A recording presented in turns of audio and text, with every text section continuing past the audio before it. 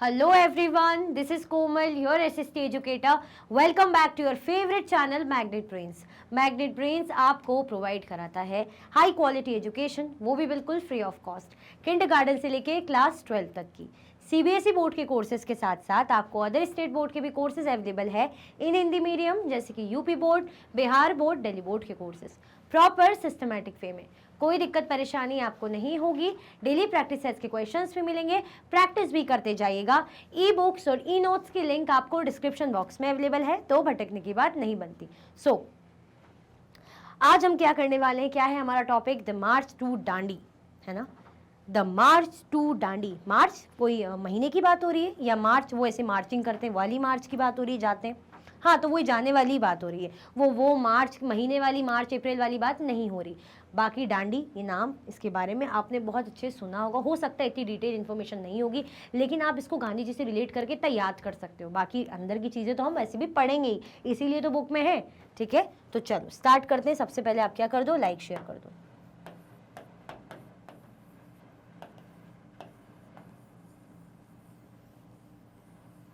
सबसे पहले आप लाइक एंड शेयर कर दीजिए। लास्ट क्लास में हम क्या पढ़ रहे थे, कैसे जो है मास लेवल पे नेशनलिज्म ग्रो कर रहा था, और ग्रो कर भी गया था, है ना, गांधी जी के कारण, है ना, इनकी इनिशिएटिव के कारण। जैसे हम बात करें जो नॉन कॉपरेशन मूवमेंट आया, है ना, सत्याग्रह मूवमेंट की हम बात करते हैं। और अगर हम बात करें पीपल्स, जो आम लोग हैं, उन्होंने भी अपनी अपनी तरफ से अपने अपने अधिकार के लिए इनिशिएटिव्स लिए, ठीक है। किसी ने थोड़ा सा वायलेंट तरीका अपनाया, जो गांधी जी के आइडल्स को फॉलो नहीं करता।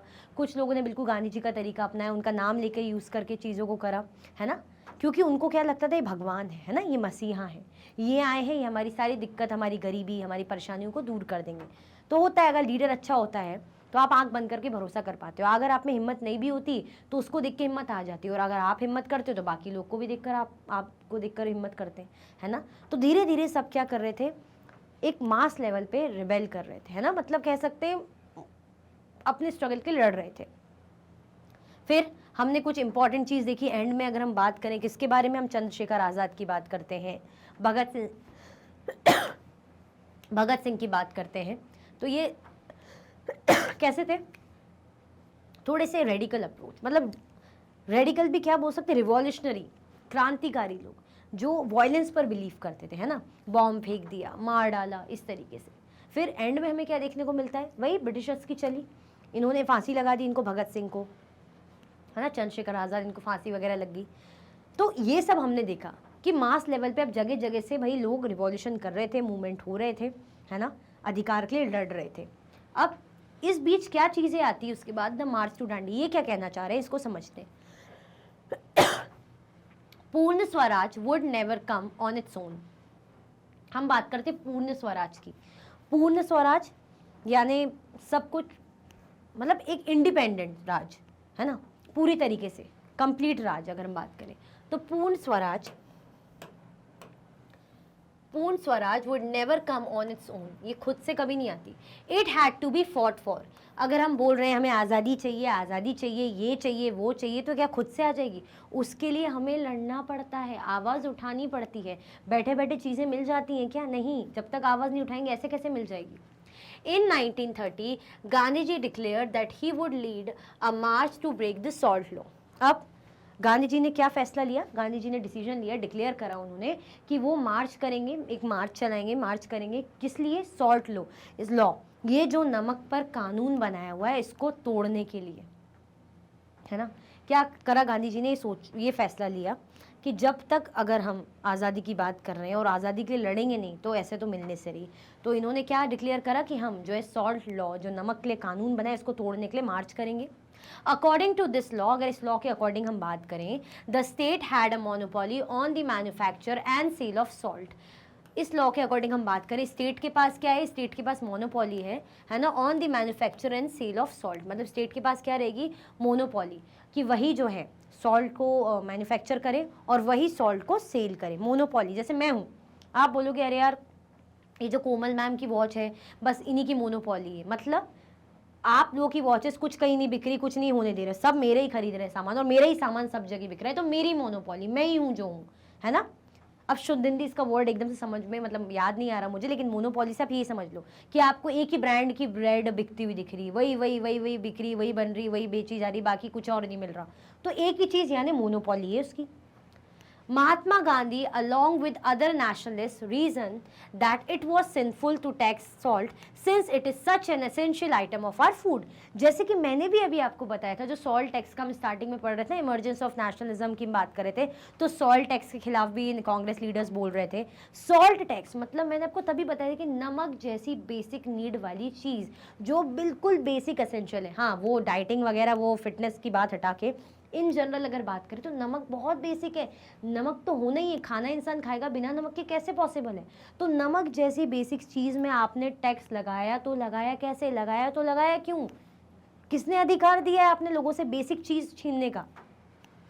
महात्मा Gandhi along with other nationalist, है ना, जो महात्मा गांधी या अदर नेशनलिस्ट थे, उनका ये कहना था कि ये बहुत ही बुरी बात है ना, सिंफुल चीज़ है, बहुत ही बेकार बुरा है to tax salt since it is such an essential item of our food, हमारे खाने का एक बहुत ही ज़रूरी आइटम है, डलना है मतलब डलना ही है। The salt march related the general desire of freedom to a specific grievance shared by everybody and thus did not divide the rich and the poor। अगर हम बात करें सॉल्ट मार्च की, तो ये जो सॉल्ट मार्च है ना, ऐसी चीज़ थी ये, इसमें ना कोई रिच था, मतलब ऐसा नहीं था कि इसमें भेदभाव हो रहा है कि रिच लोग आ रहे हैं तो पुअर नहीं आ रहे, है ना, अगर हिंदूज आ रहे तो मुस्लिम नहीं आ रहे, नहीं ऐसा नहीं था। यहाँ पे यही तो बात खास थी, सॉल्ट चाहे वो हिंदूज हो, चाहे मुस्लिम हो, चाहे सिख हो या अदर रिलीजियस ग्रुप के हों, है ना, चाहे रिच हो चाहे पुअर हो, खाने में नमक तो डालेगा ही ना इंसान। अब नमक पे टैक्स से तो दिक्कत नहीं होगी, तो सब ने इसमें पार्टिसिपेट करा, ये हम कह सकते हैं। Salt march related the general desire of freedom, salt march ने क्या करा, एक तरीके से जो फ्रीडम की डिज़ायर है ना, जो फ्रीडम की आज़ादी की जो इच्छा है उसको रिलेट करता है सॉल्ट मार्च, है ना, to a specific grievance shared by everybody, जिसमें सब ने हिस्सा लिया, है ना, सब ने सोचा इसके बारे में। एंड दस did not divide the rich and the poor, ये अमीर और गरीब में कोई किसी भी प्रकार का विभाजन नहीं कर रहा कि सिर्फ अमीर आए हैं या सिर्फ गरीब आ रहे हैं, नहीं, हर किसी ने इस चीज़ को समझा कि भाई हाँ ये तो बिल्कुल बेसिक नीड की चीज़ है, तो सबको इसके अधिकार के लिए भाई आना पड़ेगा, ठीक है। फ्रीडम, जैसे सबको फ्रीडम चाहिए, चाहे वो अमीर हो गरीब हो, हर कोई चाह रहा है ना फ्रीडम, चाहे कोई अमीर जो है पंडित क्यों ना हो, है ना, वो भी चाह रहा होगा ना आज़ादी मिले, बहुत हो गया ये, और गरीब तो फिर गरीब ही है बेचारा। क्लियर हो गया, आया समझ में। तो पूर्ण स्वराज की हम बात करें तो नहीं आ सकता था अगर हम उसके लिए लड़ते नहीं। तो गांधी जी ने, अगर पहली चीज़ हम देखें तो यहाँ पे दांडी मार्च यात्रा से हमें समझ में आता है, जो दांडी यात्रा हम कहते हैं वो किस लिए की गई थी, वो इसलिए थी ताकि जो सॉल्ट लॉ, जो नमक के लिए कानून बना हुआ था कि नमक के लिए टैक्स लगा हुआ था, है ना, कि बेसिक नीड जो सब यूज़ करते हैं उसके लिए टैक्स तो वो हटाना पड़ेगा, तो उसके अधिकार के लिए इन्होंने मार्च को लीड करा था गांधी जी ने। Gandhiji and his followers marched for over 240 miles from Sabarmati to the coastal town of Dandi, where they broke the government law by gathering natural salt found on the seashore and boiling sea water to produce salt। अब जैसे कि हम कहते हैं, अगर थोड़ा सा इसमें ज्योग्राफी इंक्लूड कर लें तो आपको पता ही है कि जो ओशन और सी का जो पानी होता है, समुद्रों का जो पानी होता है वो कैसा होता है, खारा पानी होता है, सैलाइन वाटर होता है, उसमें क्या होता है, नमक होता है, और ये वही नमक होता है जो कॉमन टेबल सॉल्ट जो हम खाने में यूज़ करते हैं, ठीक है, सोडियम क्लोराइड NaCl, ये वही कॉमन सॉल्ट होता है। तो अब ये वही सॉल्ट है जो हम यूज़ कर रहे हैं खाने में, तो फिर तो यानी हम इसको निकाल सकते हैं। तो क्या करा, गांधी जी हो गए और उनके जो फॉलोअर्स हो गए वो लगभग 240 माइल्स पैदल चल के मार्च करके गए, कहाँ से, साबरमती से लेके to the coastal town of Dandi, Dandi के कोस्टल टाउन, कोस्टल टाउन मतलब कौन सा इलाका, कोस्टल रीजन आपको पता ही है, मैं कई बार बता चुकी हूँ, ये वाला इलाका है ना, मतलब ऐसा समझे जहाँ पे समुद्र है, ऐसा क्षेत्र है ना, यहाँ पे समुद्र का पानी, समुद्र है, तो कोस्टल इलाका समुद्र वाला क्षेत्र। Where they broke the government law by gathering natural salt, जहाँ पे इन्होंने जो सरकार का बनाया हुआ कानून था उसको तोड़ा और जो नेचुरल सॉल्ट है उसको क्या करा, गैदर करा, कलेक्ट करा, जो उन्हें कहाँ से मिला था, सी शोर, समुद्रों के किनारे से मिला था, उनको उन्होंने क्या करा, बॉईल करा, है ना, बॉईल करा सी वाटर को, और उस सी वाटर से नमक निकाला, ठीक है, सी वाटर से क्या प्रोड्यूस करा, नमक प्रोड्यूस करा, ठीक है। Peasants, tribals and women participated in large numbers, हम बात करते पीजेंट्स की, ट्राइबल्स की, वुमेन्स की, तो उन्होंने बहुत जो है बड़े नंबरिंग पे इन लोगों का भी पार्टिसिपेशन था, मतलब पीजेंट हो गए, वुमेन्स हो गई, ट्राइबल ग्रुप के लोग, सब लोग इसमें आए थे, है ना। ये देखो ये क्या करे Mahatma Gandhi, breaking this salt law by picking up a lump of natural salt, Dandi 6 April 1930। जो सॉल्ट का कानून बना हुआ था ना, क्योंकि हमने देखा ना मोनोपोली इन्हीं की थी, यही जो है सॉल्ट को मैन्युफैक्चर प्रोड्यूस कर रहे थे और यही बेच रहे थे, है ना, बाकी किसी की थी नहीं मोनोपोली, किसी को कुछ करने नहीं दे रहे थे, कानून अलग लगा रखा था, टैक्स अलग लगा रखा था। तो महात्मा गांधी जी क्या कर रहे हैं, ये जो नमक के लिए कानून बना है इसको तोड़ रहे हैं, ब्रेक कर रहे हैं। कैसे, ये जो कुछ हिस्सा है ना ऐसे लंप ऐसे पकड़ के नमक का अपने हाथों में नेचुरल सॉल्ट का लेकर, है ना, तो इससे क्या करें, जो सॉल्ट लॉ बना हुआ है इसको तोड़ रहे हैं कि भाई देखो आप बेसिक चीज़ों को ऐसा करोगे तो हम भी कानून तोड़ेंगे। तो ये कब की बात है, 6 अप्रैल 1930, और वो भी बिल्कुल सिंपल तरीके से, ऐसा कुछ नहीं कि हिंसा कर रहे हैं, हल्ला मचा रहे हैं, तोड़ फोड़ कर रहे हैं, सिंपल गया ऐसे गए ये लोग, है ना, पूरा जो है सब मिलके गए, चाहे वुमेन्स हो, पीजेंट्स हो, ट्राइबल ग्रुप हो, सब थे इसमें शामिल, क्योंकि हमने देखा था ना कि इसमें एक यूनिटी दिखती है ना, यूनिटी थी, रिच पुअर सब इसमें साथ थे, क्योंकि सबको बेसिक नीड है सॉल्ट की, सबको ज़रूरत है, ठीक है, तो सबने इसमें हिस्सा लिया। क्लियर, चलो। A business federation published a pamphlet on the salt issue। अब जो बिजनेस फेडरेशन थे उसने क्या करा, पैम्पलेट इशू लॉन्च करा, किसको लेके, पब्लिश करा, सॉल्ट इशू को लेके।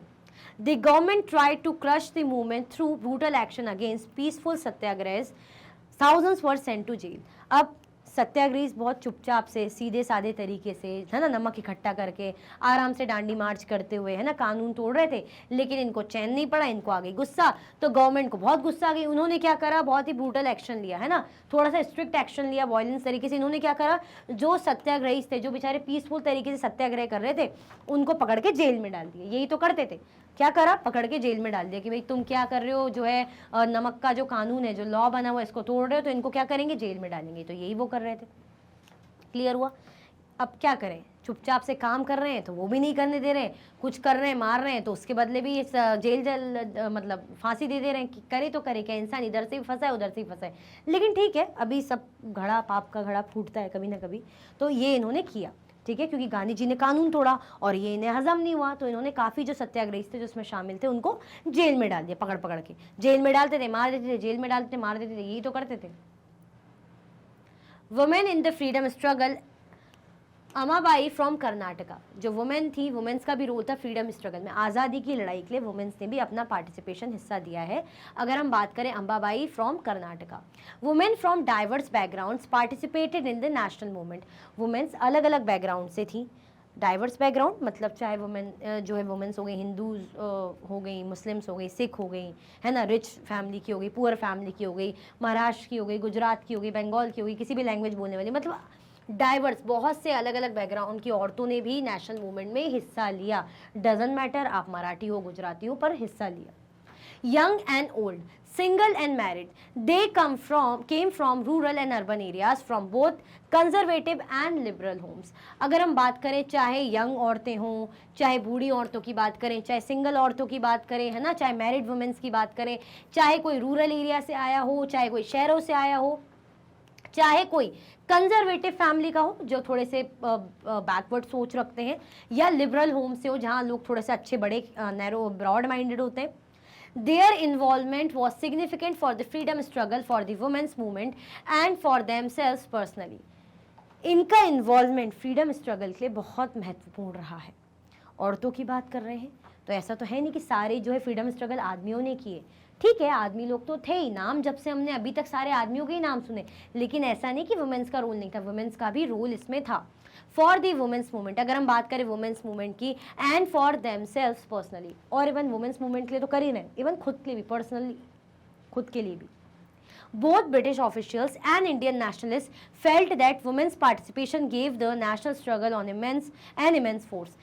चाहे हम ब्रिटिश ऑफिशियल्स की बात करें, ब्रिटिशर्स की बात करें, चाहे हम इंडियन नेशनलिस्ट की बात करें, उन्हें भी चीज़ की फीलिंग आई, उन्हें भी लगा कि इस स्ट्रगल में जो औरतें शामिल हो रही हैं, ये क्या कर रही हैं, औरतों का जो पार्टिसिपेशन है हमारे स्ट्रगल को क्या बना रही है, दमदार बना रही। बात तो है, औरतों में बात तो है, मतलब निडर औरतें हैं, है ना, बिल्कुल निडरता से आ रही हैं, अपने अधिकार के लिए लड़ रही हैं, अपने देश के लिए, अपनी आज़ादी के लिए लड़ रही हैं। तो ये बात ब्रिटिश ऑफिशियल्स हो गए या इंडियन नेशनलिस्ट, उन्हें समझ में आ रहा था कि भाई औरतों का भी एक महत्वपूर्ण रोल है, ये भी बहुत ज़्यादा ज़ोरों शोरों से इस चीज़ में हिस्सा ले रही हैं, इनकी भी दम है। मतलब participation in the freedom movement brought women out of their homes. अगर हम बात करें, आप अगर फ्रीडम मूवमेंट में हिस्सा ले रहे हो तो घर बैठे चीज़ें हो जाएगी क्या? मानो कुछ स्ट्रगल करना है, कुछ भी मूवमेंट होना है, मुझे भी हिस्सा लेना है, तो मैं क्या घर में बैठे बैठे टीवी देखते देखते बस भगवान से प्रे करते हुए हो जाएगा? मैं जब तक बाहर नहीं निकलूंगी, अपना पार्टिसिपेशन नहीं दूंगी, अपनी आवाज़ नहीं उठाऊंगी, अपने व्यूज़ नहीं दूंगी, तो कैसे काम चलेगा? घर से बाहर निकलना ही पड़ेगा।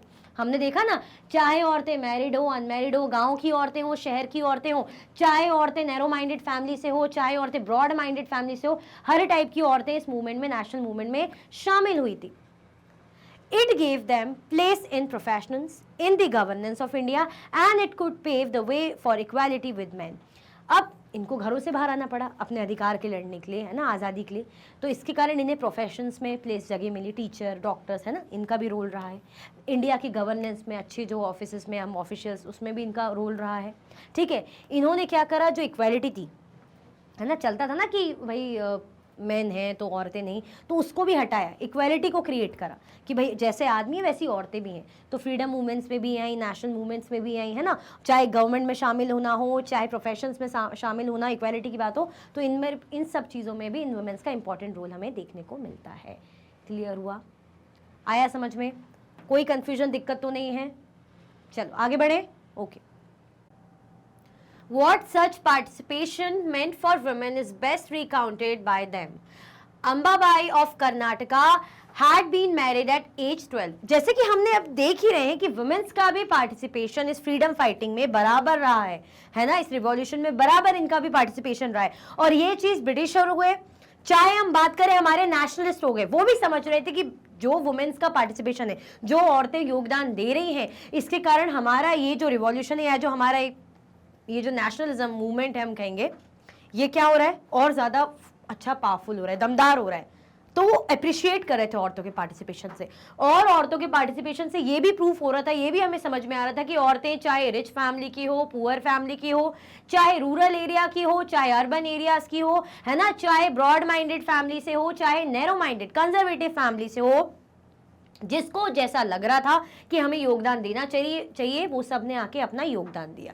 What such participation meant for women, ये जो पार्टिसिपेशन है क्या मतलब रखता है ना, meant for women is best recounted by them. Amabai of Karnataka had been married at age of 12. जैसे अमाबाई के बारे में हम बात करें, वो कहाँ से थी, वो कर्नाटका से थी, और लगभग कितने उम्र में उनकी शादी होगी है, जब वो 12 साल की थी, महज 12 साल की वो बच्ची रही होंगी तब उनकी शादी होगी थी। पहले ही तो होता था बाल विवाह वगैरह। विडोड एट 16, अब शादी 12 साल में हो गई और 16 साल में वो विधवा हो गई। ठीक है, अब आप देखिए, है ना, कितनी कम उम्र में शादी हो गई है, और शादी होने के बाद 16 साल, अभी तो बालिग भी नहीं हुए, विधवा भी हो गई। अब उनकी जिंदगी कैसे कटेगी, आप सोचो। She picketed foreign cloth and liquor shops in Udupi. उन्होंने क्या करा था, हमने इसका मीनिंग देखा था ना, पिकेटेड, इसका मीनिंग क्या था कि जैसे आप किसी शॉप या बिल्डिंग के सामने रोक रहे हो लोगों को अंदर जाने से कि नहीं नहीं अंदर नहीं जाने दिया जाएगा, है ना, इस तरीके से। तो ऐसे ही यहाँ भी हो रहा था। उन्होंने क्या करा, चाहे फॉरेन क्लोथ शॉप्स की बात करें, चाहे लिक्विड शॉप्स की बात करें उडुपी में, उन्होंने भी ऐसे ही फॉर्म अपनाया कि जाने नहीं देगा किसी को, कोई भी एंटर नहीं हो सकता। She was arrested, served a sentence and was re-arrested. Arrest किया गया, उनको सजा दी गई, उसके बाद फिर अरेस्ट कर दिया गया, ये चल रहा था। Between prison terms, she made speeches, taught spinning and organized prabhat pheris. अब ऐसा नहीं है कि उनको अरेस्ट कर लिया गया तो वो हार मान गई, है ना, डर गई, फिर भी मतलब होता है जज्बा जो अंदर से रहता है, तो ऐसे उनके अंदर जज्बा था। उन्होंने स्पीचेस दी, है ना, प्रिजन जब मैं थी उस टाइम पे वो लोगों को सिखा रही हैं, बता रही हैं, है ना, स्पीचेस दे रही हैं, स्पिनिंग सिखा रही हैं, है ना, प्रभात फेरीज ये सब ऑर्गेनाइज भी कर रही हैं। Ambabai regarded these as the happiest days of her life because they gave it a new purpose and commitment.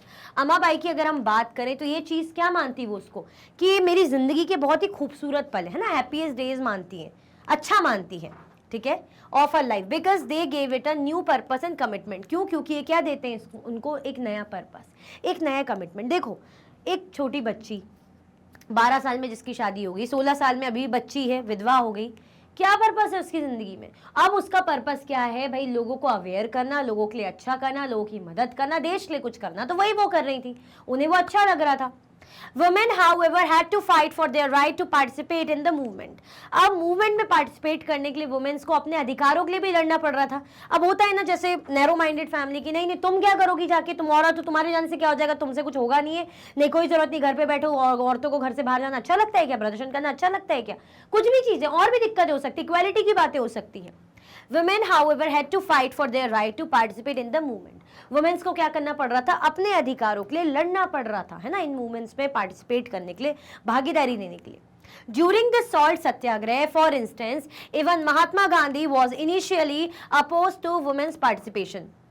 अगर हम बात करें सॉल्ट सत्याग्रह हमने पढ़ा था ना, जिसमें नमक पर टैक्स लगा हुआ था. बेसिक जो नेसेसिटी इंसानों की, चाहे वो रिच हो, पुअर हो, गरीब, अमीर, upper class, middle class, urban area, rural area, कहीं का भी हो, कोई भी हो, किसी भी जात पात धर्म का हो, डजंट मैटर क्या करता है भाई, नमक जैसी बेसिक चीज में जो खाने में हम यूज करते हैं उस पर टैक्स लगा था, जिसके खिलाफ गांधी जी ने क्या करा था, दांडी मार्च यात्रा करी थी. याद करो, हमने देखा था ना, सॉल्ट सत्याग्रह.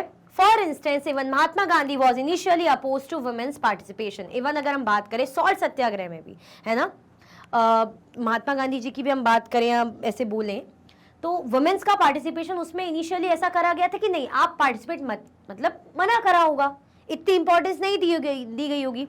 जैसे कि हमने देखा ना, जब दांडी मार्च हो रहा था गांधी जी, तो उनके साथ हर कास्ट क्रीड के लोग थे, वुमेन्स भी इन्वॉल्व थी, ठीक है, ट्राइबल ग्रुप भी इन्वॉल्व था.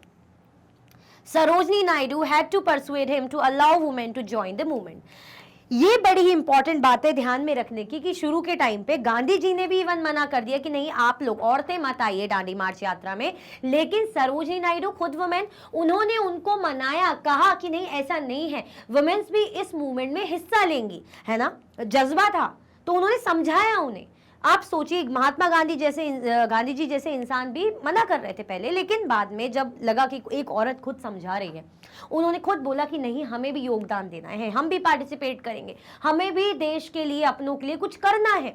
तो फिर वो भी ज्वाइन हुई. जैसे कि हमने देखा दांडी मार्च यात्रा में वुमेन्स भी थी. क्लियर, चलो आया समझ में कि नहीं आया. तो यहां हमने क्या देखा, दोबारा से देख लेते, इंपॉर्टेंट है. अगर हम बात करें वुमेन्स की फ्रीडम स्ट्रगल, स्पेशली अगर बात करें अम्माबाई की, तो हमें समझ में आता है कि वुमेन्स भी कम नहीं थी. आज जो हम आज़ादी में है तो उसमें औरतों का भी बराबर का योगदान रहा है, ठीक है. बल्कि आदमियों के लिए थोड़ी चीज़ें फिर भी आसान हो सकती है, ऐसा नहीं कि बहुत आसान है, उन्होंने भी बहुत स्ट्रगल करा, लेकिन उस जमाने के हिसाब से औरतों को जो पर्दे में रखा जाता था, पढ़ने लिखने नहीं दिया जाता था, बाल विवाह हो जाता था, इतनी कंजर्वेटिव सोच रहती थी, फिर भी आके औरतों ने योगदान दिया. सब मतलब बहुत बड़ी चीज़ है. आजकल हम एजुकेटेड लोग हैं, हम इतने पढ़े लिखे अच्छे सब भी लोग हैं, फिर भी हम लोग थोड़ा सोचते हैं कि अरे यार हमें किसी के लिए कुछ करना चाहिए, लेकिन छोड़ो यार, कौन टेंशन में पड़े, कौन चक्कर में पड़े, ठीक है थोड़ा लगता है बुरा, लेकिन कौन अवेयरनेस, हम ऐसा लगता है. लेकिन उन्होंने उस जमाने में भी इन चीज़ों को पीछे करके, सरपास करके योगदान दिया मूवमेंट्स में, ठीक है. तो ये पूरी चीज़ें हमें देखने को मिलती है कि वुमेन्स का पार्टिसिपेशन भी बहुत महत्वपूर्ण रहा है. इवन चाहे हम ब्रिटिशर्स की बात करें, चाहे हम हमारे नेशनलिस्ट की बात करें, इंडियन नेशनलिस्ट की, उन्होंने भी इस चीज़ को माना है कि वुमेन्स के पार्टिसिपेशन से क्या मिला, नेशनल स्ट्रगल को, है ना, जो हमारा राष्ट्रीय स्ट्रगल है उसको एक फोर्स मिला, दम मिली, ठीक है. चलो बाकी अम्माबाई के बारे में तो हमने देखा ही था कि उन्होंने जेल में उनको डाला गया, फिर भी उन्होंने अपना एक पर्पस बना लिया था, कमिटमेंट कर लिया था, है ना. स्पिनिंग सिखा रही थी, स्पीचेस देती थी, है ना, और प्रभात फेरीज करती थी, उनको ये चीज़ अच्छी लगती थी. क्लियर, चलो. The combined struggle of the Indian people bore fruit when the Government of India Act of 1935 prescribed provincial autonomy and the government announced elections to the provincial legislatures in 1937. The Congress formed governments in 7 out of 11 provinces. Provincial autonomy पहले समझते हैं, उसके बाद फिर देखते हैं चीज़ों को. Capacity of the provinces to make relatively independent decisions while remaining within a federation. मतलब प्रोविंसेस को क्या बनाना, इंडिपेंडेंट बनाना, है ना, इंडिपेंडेंट स्वतंत्र बनाना, है ना. इन प्रोविंसेस को क्या बनाना, स्वतंत्र डिसीजन लेना, while remaining with in a federation, federation के अंदर रहते हुए भी, लेकिन क्या कर सके, स्वतंत्र फैसले ले सके, काम कर सके. अब ये जो कंबाइंड स्ट्रगल रहा है इंडियन पीपल का, चाहे हम मेंस की बात करें, वुमेन्स की बात करें, सबका एक मैन वुमेन सबका अपना कंबाइंड स्ट्रगल रहा है, सबने हिस्सा लिया है, मेहनत करी है, ठीक है. तो इसका एक अच्छा रिजल्ट क्या लिखा है, बोर फ्रूट, है ना, इसका एक अच्छा फल हमें क्या देखने को मिलता है, ऑफ इंडिया एक्ट ऑफ 1935 जो क्या प्रिस्क्राइब करता है, मतलब the government of India act of 1935, ये इंपॉर्टेंट है। किस एक्ट की बात हो रही है?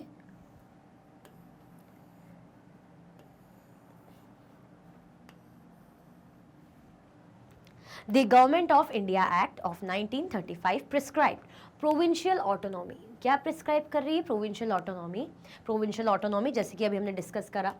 The government announce elections to provincial legislature, मतलब गवर्नमेंट ने क्या करा कि बस ठीक है फेडरेशन के अंदर रहना है लेकिन इंडिपेंडेंट तरीके से डिसीजन ले पाए प्रोविंसेस, है ना। तो प्रोविंशियल ऑटोनॉमी एक बोलते हैं ना, और आपने सुना होगा ऑटोनॉमस कॉलेज, मतलब अपने अकॉर्डिंग काम करने वाले, ऐसे किसी से रिलेट करके नहीं, अपने अकॉर्डिंग करे, एक ऑटोनॉमी। उसका शुद्ध हिंदी मीनिंग मुझे समझ में नहीं आ रहा, मतलब मिल नहीं रहा है। ऑटोनॉमी जैसे मैं बोलूँगी आपको अपने काम की ऑटोनॉमी, आपको जैसा चाहे करना है आप करिए, आपको कोई मतलब छेड़ेगा नहीं, कोई कुछ बोलेगा नहीं कि आप ऐसा करिए, ऐसे हमारे डिसीजन लीजिए। आपको ऑटोनॉमी, आपको जैसा जो करना है आप करिए। आज़ादी या इंडिपेंडेंस कह सकते हैं, थोड़ा सा इस तरीके से ले लो, समझ लो। तो क्या करा प्रोविंशियल लेवल पे, अगर हम बात करें प्रोविंशियल लेजिस्लेचर्स में 1937 में इलेक्शन की घोषणा कर दी कि क्या करेंगे भाई, इलेक्शंस होगा, वोटिंग वगैरह होगी। The Congress form government in 7 out of 11 provinces, Congress की सरकार बनी, है ना। 11 प्रोविंसेस में से 7 प्रोविंसेस में किसकी सरकार बन गई? कांग्रेस की सरकार बनी। क्लियर? ये आया कि नहीं आया समझ में? मतलब इनकी डिमांड थी कि भाई प्रोविंसेस में जो लेजिस्लेचर्स हैं वो भी इंडिपेंडेंट तरीके से डिसीजन ले पाए, ठीक है। तो उसके लिए क्या करा था? इलेक्शन होने चाहिए। 1935 में डिमांड करी थी, तो इलेक्शन कब हुए अगर हम बात करें? इलेक्शन हुए 1937 में, जिसमें से 11 सीट्स में से, है ना, 11 उसमें से 11 में से 7 किसकी प्रोविंसेस हुई? इनकी, कांग्रेस की। अब यहाँ पे क्या बताया जा रहा है? सरोजनी नायडू विथ महात्मा गांधी पेरिस है। सरोजनी नायडू हैं, देख लीजिए, महात्मा गांधी जी के साथ है पेरिस में। 1931 active in the national movement since the early 1920s, है ना। 1931 में एक्टिव थी और लगभग अगर हम बात करें 1920 से इस फिनोमिना, इस चीज में लगी रही। Naidu was a significant leader of the Dandi march, Dandi march की सिग्निफिकेंट लीडर थी, बड़ी ही महत्वपूर्ण लीडर थी।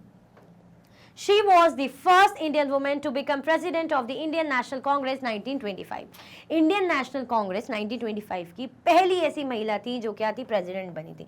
ये बड़ा ही इंपॉर्टेंट है, ध्यान रखना। इंडियन नेशनल कांग्रेस की ये पहली महिला प्रेसिडेंट थी, बहुत इंपॉर्टेंट है जानकारी, ध्यान रखना। किसकी बात हो रही है? सरोजनी नायडू की बात हो रही है कि इंडियन नेशनल कांग्रेस की, है ना, 1925 में पहली प्रेसिडेंट थी, है ना, महिला प्रेसिडेंट थी। क्लियर? आ गया समझ में? चलो। वीर लखन नायक वॉज हैंग, जो वीर लखन नायक थे उनको फांसी पे लटका दिया गया।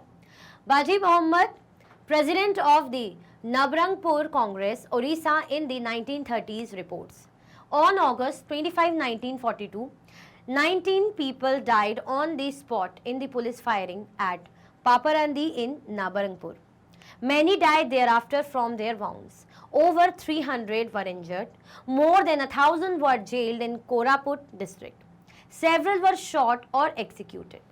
Veer Lakhan Nayak, a legendary tribal leader who defied the British, was hanged. Nayak, Baji tells us, was not worried about being executed, only said that he would not live to see freedom's dawn.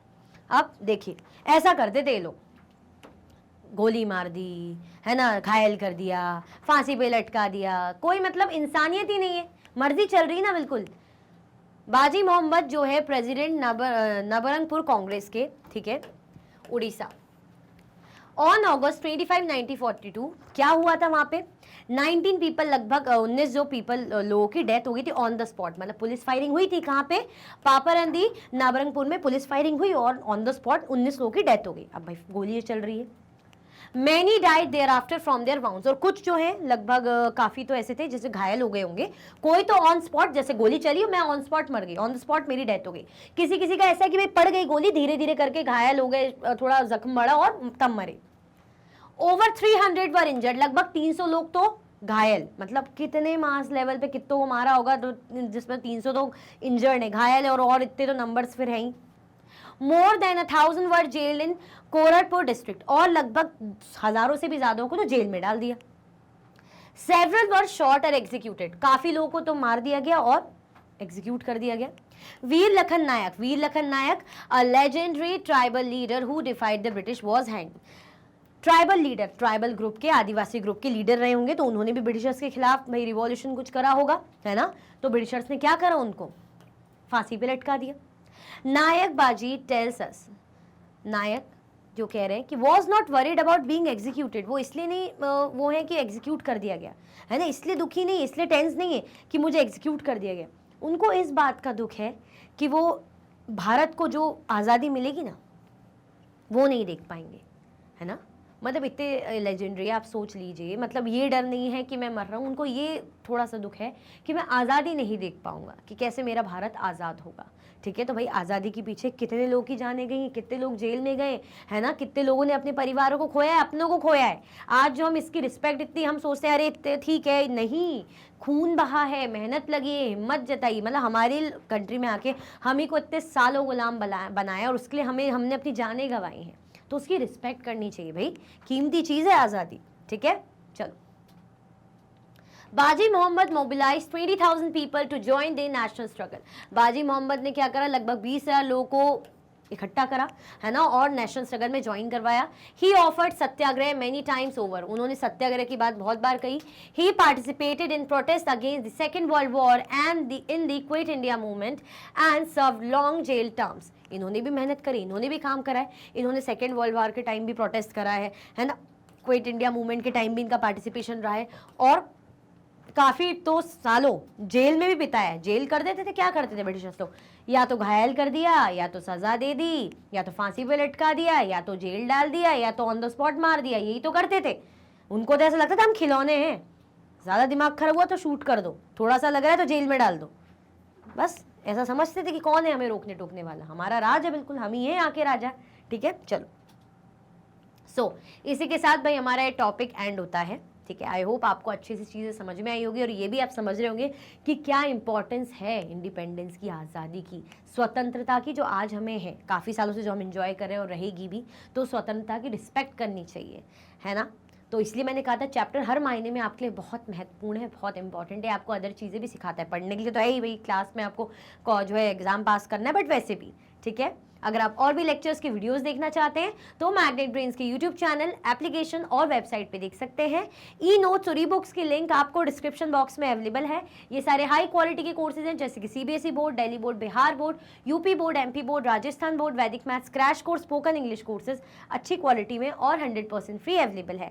आप हमें सारे के सारे platform पर भी follow कर सकते हैं, जैसे कि यूट्यूब है, फेसबुक है, इंस्टाग्राम, एक्स और व्हाट्सएप पे।